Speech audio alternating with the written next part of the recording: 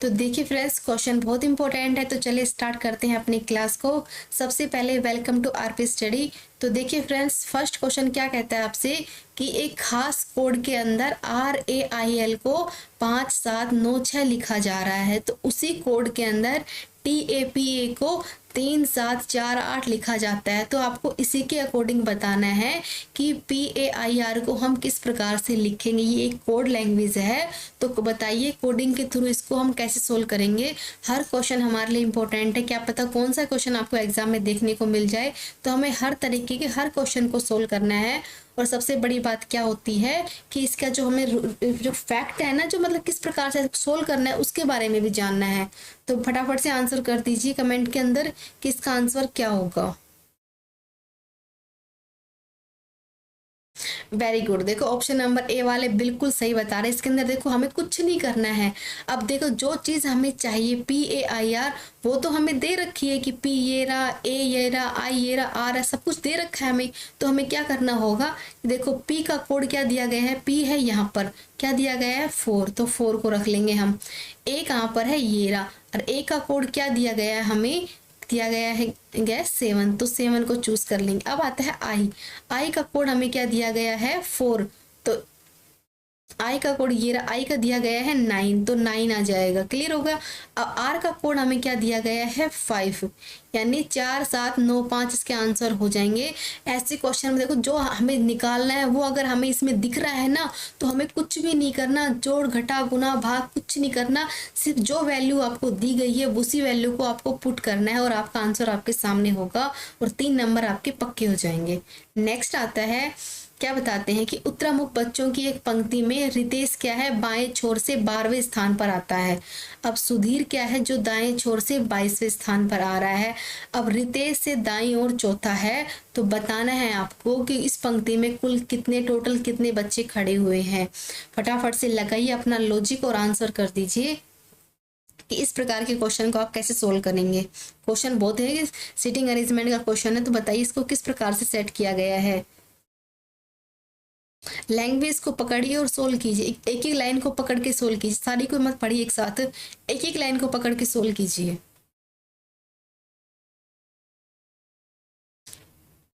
Very good. Option number C वाले बिल्कुल सही बोले, 37 होगा। देखो किस प्रकार से बताया गया है। देखो एक इसमें सिर्फ 2 नाम आए, एक तो रितेश और एक सुधीर आया है, तो रितेश को हम R से प्रेजेंट कर रहे हैं। क्लियर हो गया। अब देखो इसमें क्या बताया गया है कि रितेश क्या है, बाएं छोर से 12वें स्थान पे आ रहा है, इसका मतलब क्या होगा, इसका नंबर 12 आ रहा है। अब आगे क्या बोला कि सुधीर क्या है, दाएं छोर से 22वां आ रहा है, तो सुधीर को ऐसे लिख लेते हैं हम, तो इस पे क्या आ रहा है 22वां नंबर आ रहा है। क्लियर हो गया। अब आगे क्या बोला गया है कि रितेश दाएं से चौथे स्थान पर आ रहा है, इसका मतलब क्या हुआ कि वो 2 बार काउंट हो रहा है, तो इसके अंदर हमें 4 और ऐड करेंगे तो कितना हो जाएगा, ये 16 हो जाएगा। दोनों को आपस में जोड़ दीजिए, कितने देखो 16 प्लस में 22 और एक आएगा -1। क्यों आएगा, क्योंकि देखो इसमें सुधीर है ना, वो 2 बार काउंट हो रहा है दाएं और बाएं से, तो हमें क्या करना होगा, इसके अंदर 37 आपका आंसर आ जाएगा। सिंपल आपको लैंग्वेज दी गई है, एक ही लाइन को पकड़ना था, सोल्व करना था कि देखो रितेश क्या पहले 12 बताया, सुधीर का 22 बताया, अब रितेश का एक लाइन आगे और बढ़ चुकी कि दाएं से भी बता दिया, कि बाएं से तो बताया दाएं से बता दिया कि 4 स्थान पे आ रहा है, तो दोनों को आपस में जोड़ लेंगे। समझ में आई बात, तो 16 हो जाएंगे। सुधीर का था 22, दोनों को आपस में जोड़ा और -1 किया। क्यों, क्योंकि सुधीर 2 बार काउंट हो रहा था इसके अंदर। समझ में आई बात। नेक्स्ट आता है आपके सामने कि देखो निम्न में से 5 में से कोई 4 किसी एक प्रकार से समूह बना रहे हैं और एक अलग हो गया, नहीं आपको इसके अंदर विषम को चुनना है। देख क्या दिया गया है, गुलाब है, कमल है, चमेली है, गेंदा है, तो फटाफट से आंसर कर दीजिए इसमें से अलग कौन सा होगा। बहुत इजी क्वेश्चन है, अगर आप समझ गए ना तो 1 सेकंड में आंसर कर देंगे आप इसका।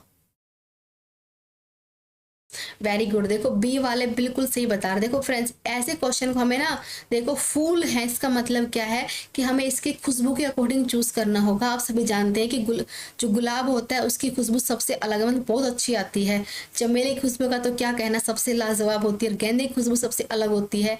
लेकिन कमल का फूल अगर आपको कभी देखने को मिले तो आप कभी सूंघ कर देखना, इसके अंदर कोई खुशबू नहीं आती। समझ में आ गया, यानी इसके मतलब कोई महक ही नहीं आती है। तो बी वाला अलग हो जाएगा। देखो चारों दिखने दिखने में तो फूल ही है, लेकिन कमल का जो फूल है इसके अंदर कोई खुशबू नहीं आती, बाकी सब में अलग अलग प्रकार की महक आती है। तो ऑप्शन नंबर बी हमारा आंसर हो जाएगा। क्लियर है। नेक्स्ट आता है फ्रेंड्स, देखिए घर दिया गया है, रसोई दिया गया है, पौधा। आपको इसके अंदर बताना है कि जो संबंध इसका इससे है वही संबंध आपको इसका इससे बताना होगा। फटाफट से कमेंट कर दीजिए इसका आंसर क्या होगा। लॉजिक लगाइए कि घर का जो संबंध रसोई से होगा, पौधे का वो संबंध किससे होगा। आपको ऑप्शन दिए, देखो जड़, मिट्टी, तना, पत्ती। तो बताइए कौन सा इसका राइट आंसर हो जाएगा। फटाफट से कमेंट कर दीजिए।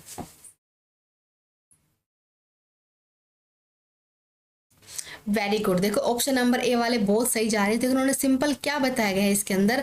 आप सभी जानते हैं कि हमारा जो घर होता है उसमें देखो सबसे इंपॉर्टेंट पार्ट क्या होता है, किचन होता है, रसोई होती है। क्यों कि हमारा खाना पीना मतलब सर ना पूजा पाठ का सामान कहाँ होता है, हमारे किचन के अंदर ही होता है। यानी सबसे पवित्र सबसे अच्छी जगह कौन मानते हैं, जहाँ पे अन्नपूर्णा होती है वो किचन को मानते हैं, सबसे इंपॉर्टेंट होता है। उसी प्रकार से एक पौधे के लिए सबसे इंपॉर्टेंट क्या होगा। अब देखो मिट्टी जरूरी है, लेकिन खाली मिट्टी से क्या पौधा बन जाएगा, नहीं होगा ना। तो उसके लिए जड़ जरूरी होनी चाहिए। किसी भी पौधे को बनाए रखने के लिए काम मतलब अच्छा मतलब कि उसकी ग्रोथ अच्छी हो, हर चीज बेस्ट हो, तो उसकी जड़ का होना बहुत जरूरी है। आप किसी पौधे की जड़ को काट के लगा दीजिए, क्या वो कभी उगेगा, कभी नहीं उगेगा। समझ में आई बात। तो एक पौधे के लिए जड़ उतनी जरूरी है जितनी कि घर के लिए किचन जरूरी है। समझ में आई बात। नेक्स्ट आता है आपके सामने कि घड़ी की घंटे की सुई के बारे में बताना है कि 72 घंटे में कितना चक्कर पूरा करेगी। फटाफट से आंसर कर दीजिए इसका क्या हो जाएगा कि जो घंटे वाली सुई है वो 72 घंटों के अंदर वो कितने चक्कर को कंप्लीट कर देगी।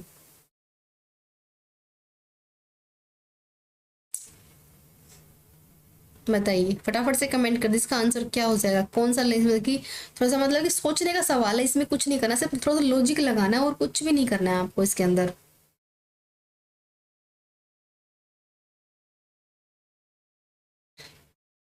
देखिए फ्रेंड्स इसके अंदर कहा क्या गया है कि एक घड़ी में एक घंटे मतलब जो घंटे वाली सुई क्या होती है फ्रेंड्स, घंटे वाली सुई क्या करती है 12 घंटे में अपना चक्कर पूरा करती है। ये मिनट वाली सुई की बात नहीं कर रहे हैं, घंटे वाली सुई की बात कर रहे हैं।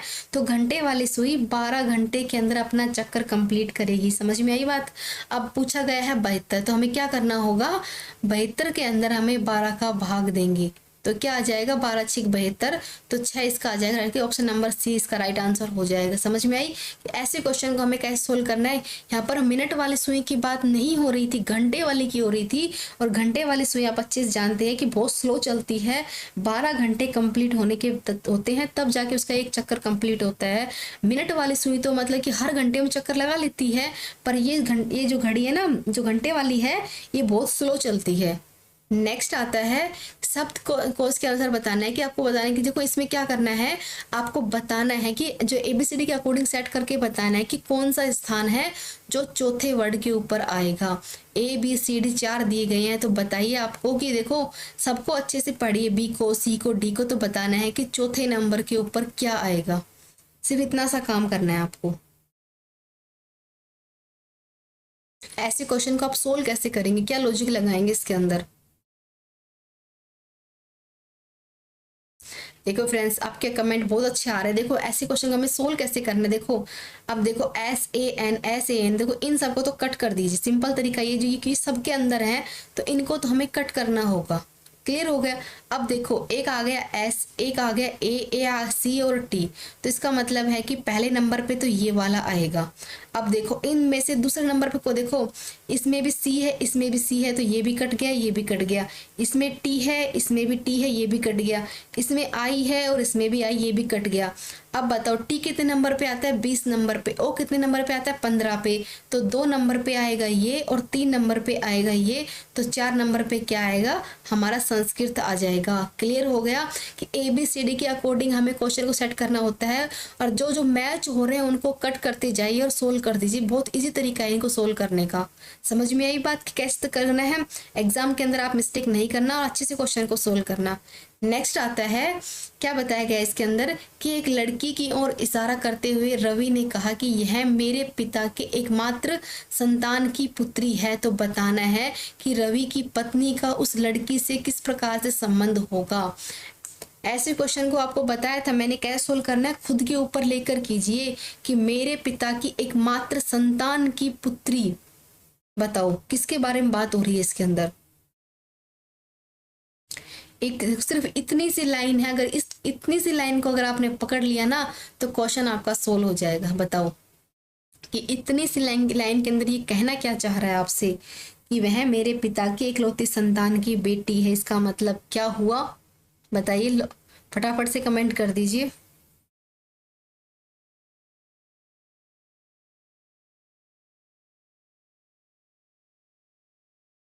देखिए फ्रेंड्स, इसमें देखो सिंपल माँ का रिश्ता होगा, बी वाला सही होगा। देखो क्या बताया गया है, देखो 3 पीढ़ी की बात हो रही है कि मेरे पिता की इसमें क्या बोला गया है कि मेरे पिता, समझ में आई बात कि मेरे पिता की इकलौती संतान मैं खुद हूँ, समझ में आई। अब देखिए मेरी खुद की संतान यानी मेरी खुद की पुत्री की बात हो रही है। अब मेरी पुत्री की, अब मेरी वाइफ मतलब क्या लगेगी, उसकी माँ नहीं, मैं उसका पिता हूं तो वो उसकी माँ नहीं लगेगी, तो ऑप्शन नंबर बी वाला हो जाएगा, बहन नहीं होगी माँ होगी। सिंपल आपको बोला गया है कि मेरे पिता की एकमात्र संतान की पुत्री है, यानी क्या हुआ कि वो मेरी पुत्री है, तो मेरी वाइफ की वो क्या हो जाएगी, बेटी नहीं हो जाएगी, मतलब कि माँ बेटी का रिश्ता नहीं हो जाएगा इसके अंदर। नेक्स्ट आता है कि अजय ने कहा कि यह लड़की मेरे माँ के पोते की पत्नी है, तो बताना है अजय और उस लड़की में किस प्रकार का संबंध होगा। इस लाइन पर फोकस कीजिए कि यह लड़की मेरे माँ के पोते की पत्नी है, तो आप खुद के ऊपर लेके देखिए इसको आप कैसे सोल्व करेंगे कि अजय ने बोला क्या है, बताओ फटाफट से कमेंट कर दीजिए।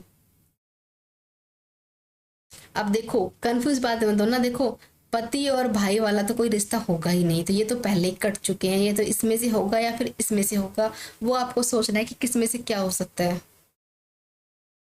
बताओ। सिंपल सोच के देखिए, देखो सिंपल बोला गया है कि मेरे, ये लड़की क्या है, मेरे माँ के पोता।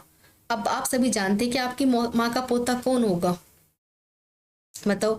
आपके बेटे का बेटा ही तो होगा पोता, समझ में आई बात, क्लियर हो गई। अब फिर आप उसके क्या लगेंगे, ससुर नहीं लग जाएंगे, तो ऑप्शन नंबर सी इसका राइट आंसर हो जाएगा कि क्या है कि मेरे मतलब कि माँ की क्या है, पोते की बेटी है पोते की बहू है वो, पोते की पत्नी है, तो ससुर हो जाएंगे। ऑप्शन नंबर सी इसका राइट आंसर हो जाएगा। दादा तो आप उसके मतलब कि पोते के लगेंगे, जो मतलब कि जो होने वाली लड़की ना बच्ची उसके लगेंगे, तो सी नहीं होगा, सी इसका हो जाएगा राइट आंसर। सिंपल लैंग्वेज पे फोकस करना है कि यह लड़की मेरे माँ के पोते की पत्नी है, 3 पीढ़ियों की बात हो रही है, पोते की पत्नी कौन होती है, जिसके आप ससुर लगेंगे। नेक्स्ट आता है, तो देखिए फ्रेंड्स जैसा कि आप सभी जानते हैं कि बेसिस एग्जाम के लिए अब सिर्फ आपको 1 मंथ का टाइम बच रहा है, यानी अब आपको टाइम वेस्ट बिल्कुल नहीं करना है। 500 प्लस नंबर चाहिए, तो दिन रात एक कर दीजिए कि आप पता है इस 1 मंथ की नींद खराब करके आपके मतलब कि 2-2.5 साल से सेफ हो जाए, अच्छा कॉलेज मिल जाए, यानी फर्स्ट लिस्ट में आपका नाम आ जाए, और जो आप करना चाहते हैं वो आप कर सकें। क्लियर हुआ। तो देखिए फ्रेंड्स, आप देखो जितना हो सके देखो कोर्स में भी लीजिए और टेस्ट सीरीज को जितना हो सके सोल्व कीजिए, क्योंकि जितने क्वेश्चन आप पढ़ेंगे उतना ही आपके लिए बेस्ट है। तो आपके लिए सभी सब्जेक्ट को पढ़ना बहुत ज़रूरी है, और इसमें देखो आपको सभी सब्जेक्ट पढ़ाए जाएंगे, प्लस में आपके देखो जो भी डाउट है ना, अब देखो फ्रेंड्स अगर अब आपके डाउट रह रहे हैं ना, इसका मतलब ये हुआ कि आपको उनको क्लियर करना बहुत ज़रूरी है, तो आपके डाउट भी इसमें दूर किए जाएंगे। प्लस में आपको एक है ना पिछले 15 वर्षों के जो पेपर है वो आपको फ्री दिए जा रहे हैं, तो आपको क्या करना होगा, आरपी स्टडी ऐप को आज ही डाउनलोड करना है। और कुछ डाउट होता है ना कि किस मतलब कुछ प्रॉब्लम होती है कि हमें मतलब ओपन नहीं हो रहा, किसी भी तरीके से कुछ भी प्रॉब्लम हो रही, तो आपको नंबर दिए गए हैं, आप इन पे कांटेक्ट करके बात कर सकते हैं, आपके हर प्रॉब्लम को दूर किया जाएगा। अब आते हैं अपने क्वेश्चन के ऊपर। तो देखिए फ्रेंड्स क्या बोला है कि यदि परसों सोमवार था तो परसों कौन सा दिन होगा, बताओ। सिंपल आपको बोलना है कि आप देखो अपने घर में नहीं बोल देते, सिंपल आपको बोल दिया यदि परसों सोमवार था तो परसों कौन सा दिन होगा, तो आप इसे कैसे सोल्व करेंगे। पर तो देखिए फ्रेंड्स क्या बोला है कि यदि परसों सोमवार था तो परसों कौन सा दिन होगा, बताओ। सिंपल आपको बोलना है कि आप देखो अपने घर में नहीं बोल देते, सिंपल आपको बोल दिया यदि परसों सोमवार था तो परसों कौन सा दिन होगा, तो आप इसे कैसे सोल्व करेंगे, बताओ। ऐसे क्वेश्चन में आप किस तरह का लॉजिक लगाएंगे, फटाफट से कमेंट कर दीजिए।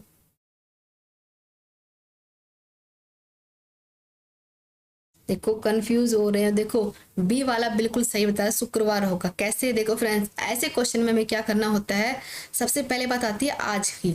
समझ में आई? अब देखो ये तो हो गया हमारा आज। एक सेकेंड रुके, मैं क्लियर कर देती हूँ।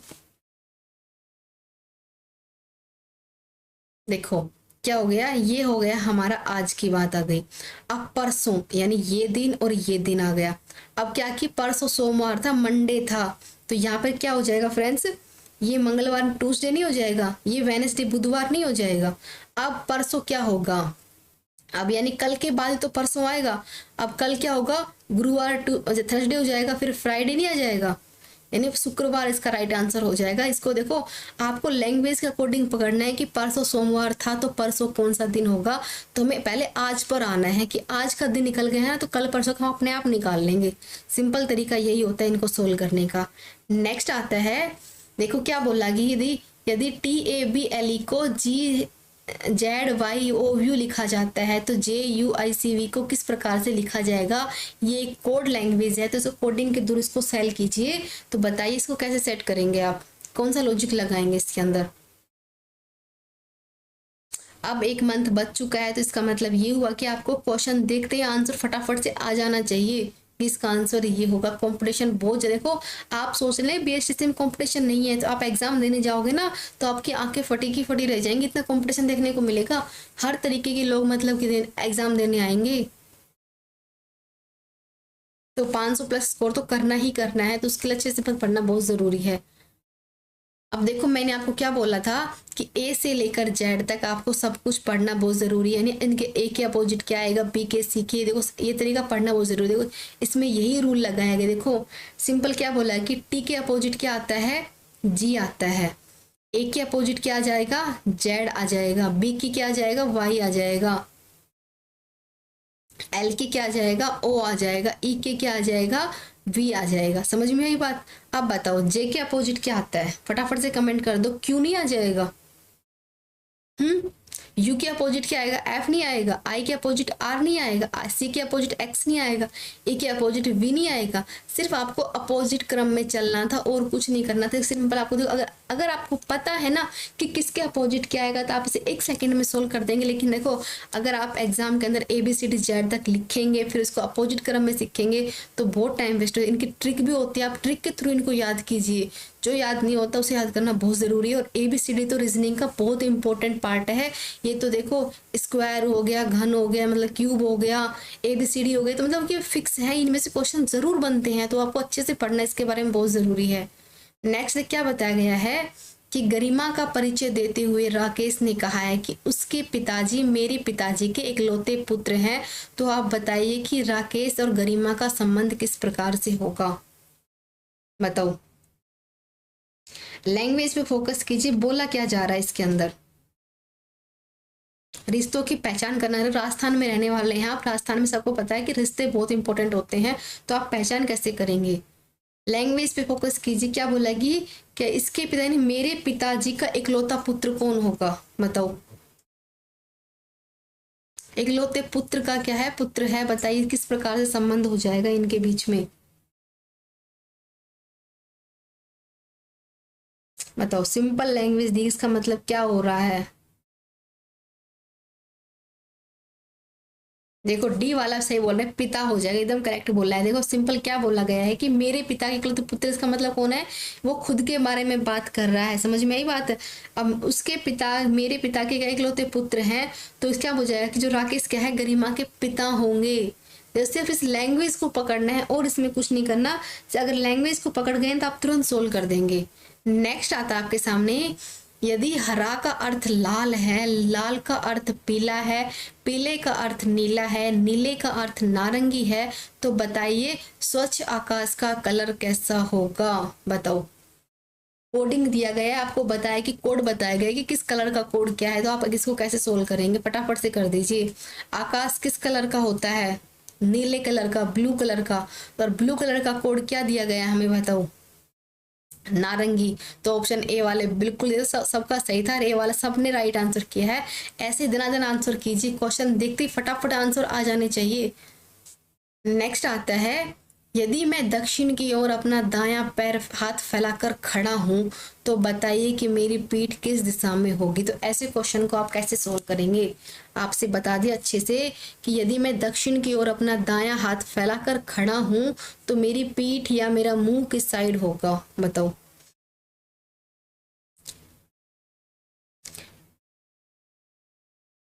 फटाफट से कमेंट कर दीजिए इसमें क्या आंसर होना चाहिए। देखो फ्रेंड्स, ऐसे क्वेश्चन में आपको देखो दिशा का ज्ञान होना बहुत जरूरी है। बताओ दिशा के अकॉर्डिंग फटाफट कर दीजिए, आंसर क्या हो जाएगा। देखो पश्चिम वाले सही बोल रहे हैं, 20 का सही होगा। देखो कैसे बताया गया है कि देखो ये तो हो जाएगा पूर्व, ये हो जाएगा पश्चिम, ये हो जाएगा उत्तर, और ये हो जाएगा दक्षिण, नॉर्थ साउथ हो जाएगा ये। अब देखो क्या बोला गया है कि देखो क्या है कि मैं दक्षिण की ओर अपना दायां हाथ फैलाकर खड़ा हूं, यानी क्या करके यहाँ पर उसने अपना दायां हाथ फैलाया, यानी क्या हो गया दायां वाला। समझ में आई बात। अगर दायां इधर है तो बायां इधर नहीं हो जाएगा। आप एक बार आप है ना इस पोजीशन में खड़े होकर देखिए कि अगर आपका दायां हाथ दक्षिण की ओर है, बायां उत्तर की ओर है, तो आपका मुंह किस साइड हो जाएगा, वो हो जाएगा पूर्व की ओर, आपका हो जाएगा मुंह। मुंह अगर पूर्व की ओर है तो पीठ आपकी पश्चिम की ओर हो जाएगी। समझ में आई बात कि कैसे सोल्व करना है। सिर्फ लैंग्वेज को पकड़ पकड़ के सोल्व करना है। सिंपल आपको बताया गया था कि दक्षिण की ओर अपने आपका दायां हाथ है तो बायां हाथ उत्तर की ओर से फिक्स बात है। अब आप खुद खड़े होके देखिए, अगर आप ऐसी कंडीशन में खड़े होते हैं तो आपका जो मुंह है वो पूर्व की ओर होगा और पीठ आपकी पश्चिम की ओर होगी। क्लियर हो गया। नेक्स्ट आता है, आप क्या करना है कि दिए गए अव्यवस्थित शब्दों को मतलब कि क्रम में जोड़िए और सार्थक शब्द बनाकर एक मतलब कि क्रम में रखिए। जो एक रंग का प्रकार नहीं है उसको चूज करना है। अब सार्थक शब्द का मतलब क्या होता है, जिसका कुछ मतलब बने। अब ABCD 4 आपको दिए गए, इनमें से बताओ कि कौन सा रंग नहीं है। अब इसकी पहचान कीजिए कौन सा। इसका अगर आपने सही आंसर किया ना तो समझ सकते हैं आप एग्जाम के एकदम तैयार हो चुके हैं। फोकस कीजिए कौन सा कलर नहीं है। ABCD ध्यान से देखकर फिर बताइए इसमें क्या हो रहा है।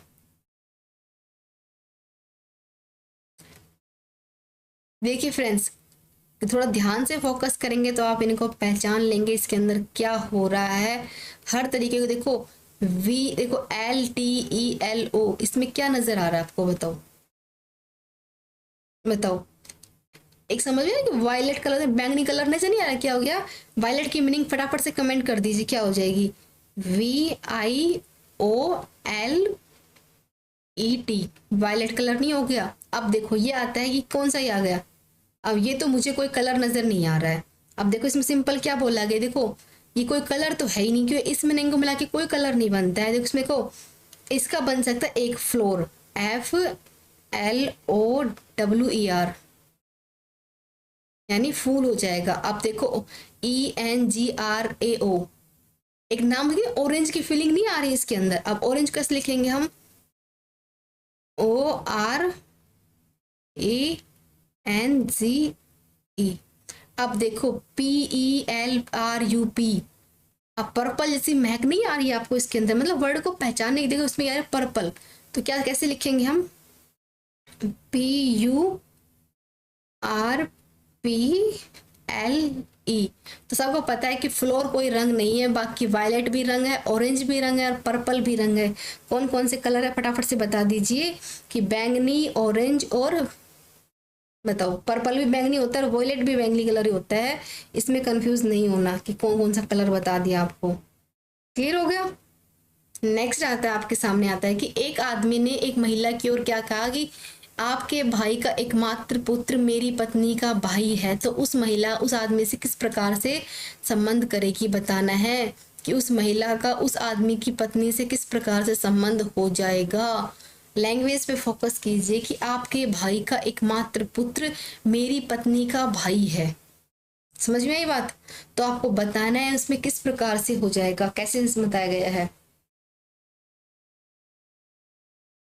क्या हो जाएगा इसके अंदर। देखिए फ्रेंड्स, डी वाला, डी बहन नहीं होगा, डी नहीं है। थोड़ा और फोकस कीजिए इसके ऊपर, बोला क्या जा रहा है उस पर फोकस कीजिए। सिंपल सी सिर्फ एक छोटी सी बात, अगर आप वो समझ आएगी तो तुरंत सोल्व कर देंगे इसके अंदर। तो आपके भाई का एकमात्र पुत्र क्या है? मेरी पत्नी का भाई है। तो देखो सिंपल क्या बोला है कि इसमें क्या क्या बात बोली जा रही है कि पुरुष पत्नी का जो भाई है वो उसका भतीजा नहीं हो जाएगा। आप सभी जानते हैं कि देखो आपका भाई का जो बेटा है उसकी आपकी जो बहन है वो क्या लगती है? बताओ क्या लगती है? बुआ नहीं हो जाएगी। ऑप्शन नंबर ए वाले सही जा रहे हैं। आपको देखो इसको ऐसे कर सकते, देखो आदमी ने औरत से क्या बोला कि तुम्हारे भाई का इकलौता जो बेटा है मेरी पत्नी का भाई है। इसका मतलब क्या हुआ कि जो महिला है उस व्यक्ति की पत्नी का भाई या पिता होगा। समझ में आई बात? इसमें किस प्रकार बताया गया है? आप सभी जानते हैं कि आपके जो पिता की बहन है वो आपकी क्या लगी। आपको सोचिए कि आपके पापा की जो बहन है वो आपकी क्या लगती है? बुआ नहीं लगती है।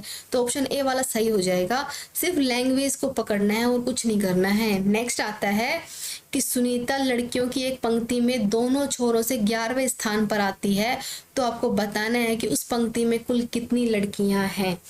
फटाफट से कमेंट कर दीजिए। बहुत इजी क्वेश्चन है, कुछ नहीं करना, सिर्फ थोड़ा सा लॉजिक लगाना है इसके अंदर।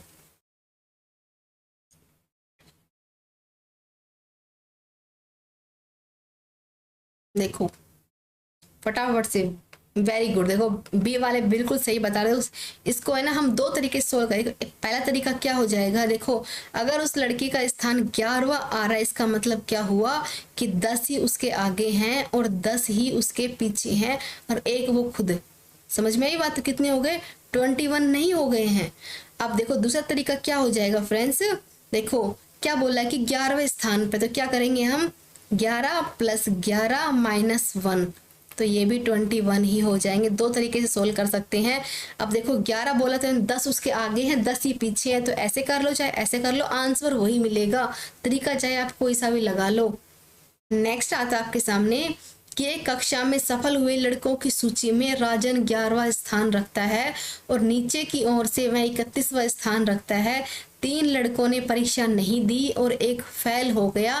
तो कक्षा में कुल कितने छात्र हैं वो आपको काउंट करके बताने हैं। बताओ कैसे काउंट करेंगे इसके अंदर?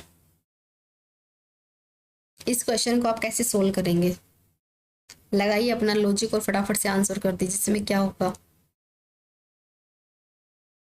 Very good. देखो ऑप्शन नंबर डी वाले बिल्कुल सही बता रहे हैं। इसमें देखो क्या बताया गया है। अब देखो सिंपल बोला कि राजन का क्या है? 11वां स्थान है। तो पहले हमें इस लाइन को ले लेते हैं, 11वां स्थान है प्लस आगे क्या बोला है कि नीचे से उसका 31वां स्थान है। इसका मतलब क्या हुआ कि 11 31 को हम जोड़ देंगे तो कितना हो जाएगा? बताओ 42 हो जाएगा। समझ में आई बात? अब आगे क्या बोला है कि 3 लड़कों ने परीक्षा नहीं दी। ये बात भी तो आप सभी जानते हैं कि 3 ने नहीं दी। तो देखो 3 यहाँ पर हो गई। फिर आगे क्या बोले कि एक मतलब कि फेल हो गया, तो ये एक भी इसमें जुड़ेगा तो कितने हो जाएंगे? 4 ये हो गए और मतलब कि 42 ये हो गए। लेकिन एक चीज आपने नोटिस की कि एक लड़का यहाँ पर भी काउंट है और यहाँ पर भी काउंट है। इसका मतलब यहाँ पर -1 होगा। समझ में आई बात? ये कितने हो जाएंगे? 41 हो जाएंगे। ये 4 हो जाएंगे तो कितने हो जाएंगे? 45 हो जाएंगे। लैंग्वेज को पकड़ना है और सोल्व करना है। सिंपल तरीका यही है और कुछ नहीं करना है। क्योंकि राजन हमें 2 बार गिना था तो हमें एक माइनस करना बहुत जरूरी है। टोटल कितने थे? 41 थे। 3 ने परीक्षा नहीं दी, एक फेल हो गया, सबको मिलाकर 4 हो गए। तो कितने हो गए? 45 हो गए। नेक्स्ट आता है आपको बताना है कि PATH दिया गया अक्षरों को कितनी तरीके से क्रमबद्ध करके इसके कितने वर्ड हम बना सकते हैं। बताओ। एक होता है फैक्टोरियल नंबर, तो उसके बारे में आपने सुना होगा ना, तो उसके अकॉर्डिंग इसको सेट कीजिए। इसका आंसर क्या होगा? फटाफट से कमेंट कर दीजिए। यानी इन अक्षरों को ऐसे व्यवस्थित करना है कि इनका कोई फैक्टोरियल नंबर क्रमबद्ध तरीके से मतलब सेट करना है। इसको कैसे करेंगे? अब देखो फ्रेंड्स, एक बताती हूँ। देखो ये 4 की है तो आप 4 के अकॉर्डिंग बोल दोगे, मतलब हो जाएगा 24 हो जाएगा। तो ऑप्शन नंबर बी वाले सही बता रहे हैं। लेकिन अगर आपको ये मीनिंग 10 वर्ड की मिल जाएगी तब आप क्या करेंगे? 20 की मिल जाए, 15 की मिल जाए, 10 की 8 की मिल जाए, एग्जाम के अंदर सोल्व करेंगे तो बहुत टाइम, सारा टाइम तो आप इसी एक क्वेश्चन पे दे देंगे। अब फिर सही होगा गलत होगा इस बात की गारंटी भी नहीं है। तो एक तरीका क्या होता है फ्रेंड्स, देखो 4 है तो क्या करना है हमें? 4 × 3 2 1 24। अब चाहे आपके पास कितनी से बड़ी मीनिंग होगी तो आप उसे तुरंत से करेंगे। क्रमबद्ध का मतलब क्या है कि आपको 4 का फैक्टोरियल निकालना है, और 4 का मतलब कैसे 3 4 3 2 1 हो जाएगा तो 24 हो जाएगा। समझ में आई बात। नेक्स्ट आता है आपके सामने, यदि बीते कल से पहले का दिन बुधवार था तो रविवार कब होगा। इस क्वेश्चन को आप कैसे सोल्व करेंगे, फटाफट से आंसर कर दीजिए, बताओ।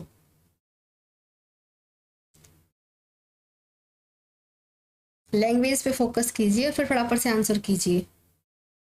यदि बीते कल से पहले के दिन मतलब क्या था, बुधवार था तो रविवार कब होगा। आज, आने वाला कल, आने वाले कल के बाद का अगला दिन, आने वाले कल के बाद 2 दिन बाद, तो कब होगा रविवार।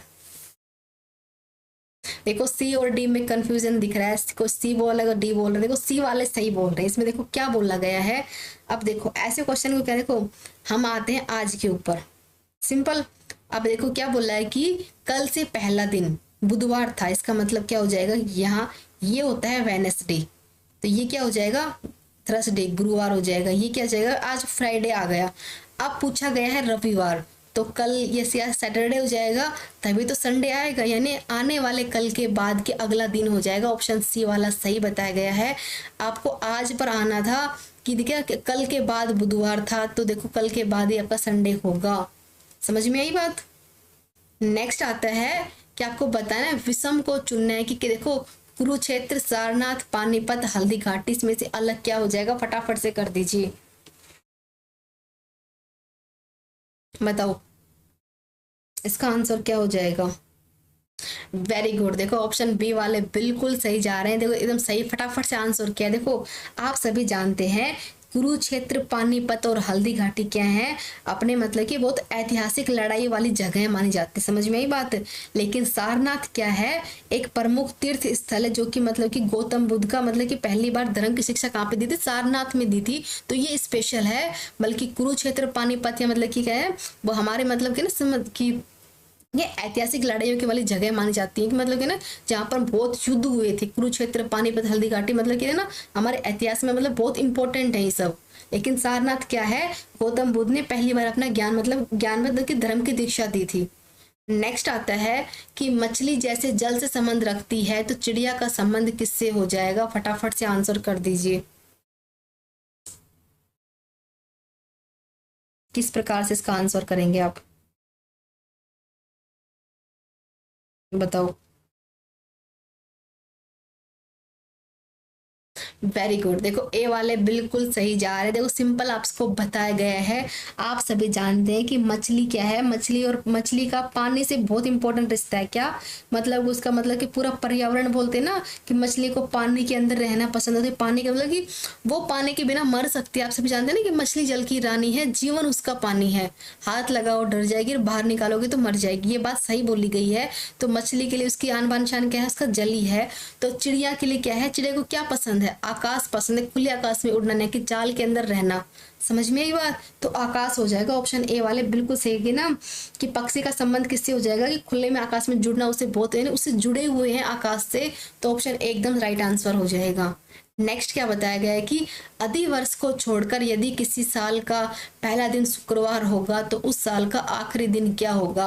अब ये आते हैं, देखो इसीलिए मैं आपको बोलती हूँ कोर्स आपको ज्वाइन करना चाहिए। देखो ये फैक्ट वाले क्वेश्चन है, और जो फैक्ट रियल है, ट्रूथ है, तो आप इसको कैसे सोल्व करेंगे।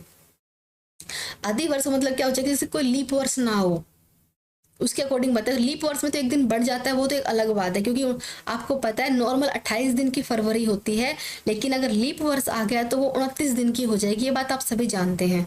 तो बताने के सिंपल वर्ष में बताने कि कोई साधारण वर्ष के अंदर साल का जो 1 जनवरी है वो शुक्रवार की थी, तो जो 31 दिसंबर होगा वो किस दिन का होगा।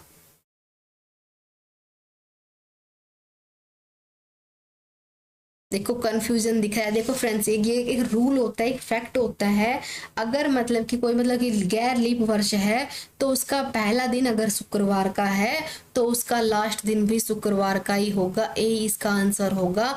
अगर मंगलवार का है तो मंगलवार ही लास्ट दिन होगा। बुधवार का है, ऐसे बुधवार होता नहीं है किसी का, शनिवार बुधवार नहीं होते हैं, लेकिन अगर फैक्ट है, नॉर्मल डे है, बुधवार से स्टार्ट हो रही है तो वो बुधवार को ही खत्म होगी, ये फैक्ट है। अगर लीप वर्ष आएगी तो एक दिन बढ़ जाएगा, इस पर बात को आपको ध्यान देना है। समझ में आई बात। नेक्स्ट आता है कि आंख का संबंध चश्मा से है तो टांग का संबंध किससे हो जाएगा? पैर, मोजे, जूते, बैसाखी। फटाफट से आंसर कर दीजिए, बताओ।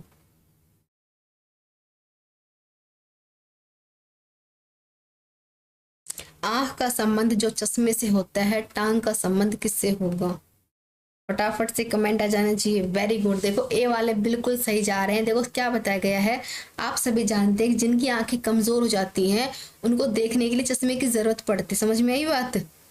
आप अच्छे से जानते हैं।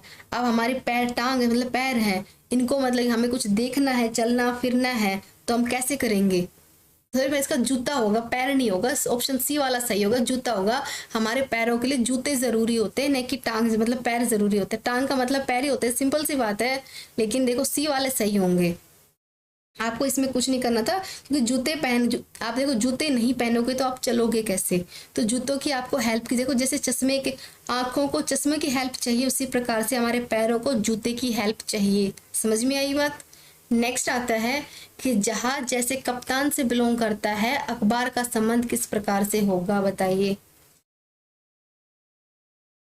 बताओ। कि जिस प्रकार से जहाज का संबंध कप्तान से है तो अखबार का संबंध किससे हो जाएगा? फटाफट से आंसर कर दीजिए। Very good. देखो इस बार सही बोले, बी वाला सही है कि संपादक ही होगा। अब देखो आप सभी जानते हैं कि देखो जहाज का प्रभारी कौन होता है? कप्तान होता है। मतलब उसी के ऑर्डर पर सारे काम होंगे। लेकिन जो अखबार होता है उसमें मतलब जो संपादक होता है उसके अकॉर्डिंग ये सारे काम होते हैं। क्यों? क्योंकि आप सभी जानते हैं न्यूज़पेपर के अंदर क्या लिखना है, यानी जो मन में आता है वो तो ना लिख सकते हैं इसके अंदर। मतलब उसके मतलब कि किस प्रकार से क्या प्रिंट करना है, क्या प्रकाश करना है, क्या पाठक सामग्री, मतलब कि किस प्रकार का कंटेंट देना है, क्या नहीं देना है, ये कौन डिसाइड करता है? संपादक करता है। तो ऑप्शन नंबर बी इसका राइट आंसर हो जाएगा। संपादक होगा, प्रकाशक नहीं होगा। क्लियर हो गया? कुछ लोग ए भी कर रहे हैं, ए नहीं होगा, बी इसका राइट आंसर होगा। प्रकाशक नहीं होगा, संपादक हो जाएगा। क्लियर हो गया? नेक्स्ट आता है, यदि GECA का अर्थ क्या है? 8642 है तो HFDF का अर्थ क्या होगा? फटाफट से कमेंट कर दीजिए, इसका क्या आंसर हो जाएगा? कौन सा लॉजिक इसके अंदर लगा हुआ है? फटाफट से कमेंट कर दीजिए, बताइए फटाक क्या इसका आंसर होना चाहिए, बताओ। आप सभी जानते हैं कि जी कितने नंबर पे आती है? 7 नंबर पे आती है। ई आती है 5 पे, सी आती है 3 पे, ए आता है 1 पर। अब देखो इसमें क्या हो रहा है, 7 का 8 हो गया, 5 का 6 हो गया, 3 का 4 हो गया, 1 का 2 हो गया।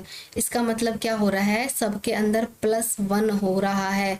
ये बात समझ में आ गई आपके? तो देखो क्या बोला गया है कि H हो गया, F हो गया, B हो गया, D हो गया। H कितने नंबर पे आता है बताओ? 8 नंबर पे नहीं आता है। F कितने पे आता है? 6 नंबर पे। B कितने पे आता है? 2 पे।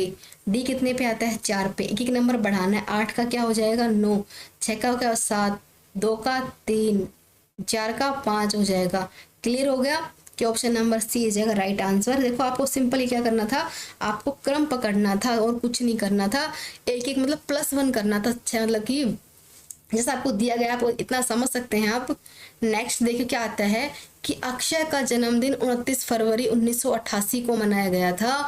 अब बोले कि 29 जनवरी 2004 तक उसने कितने जन्मदिन मनाए होंगे बताना है आपको।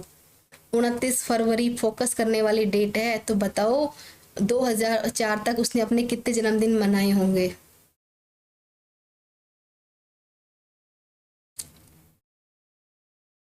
देखो सी और डी में लोग कंफ्यूज हो रहे हैं। देखो सिंपल आपको क्या दिया गया है फ्रेंड्स, बताओ।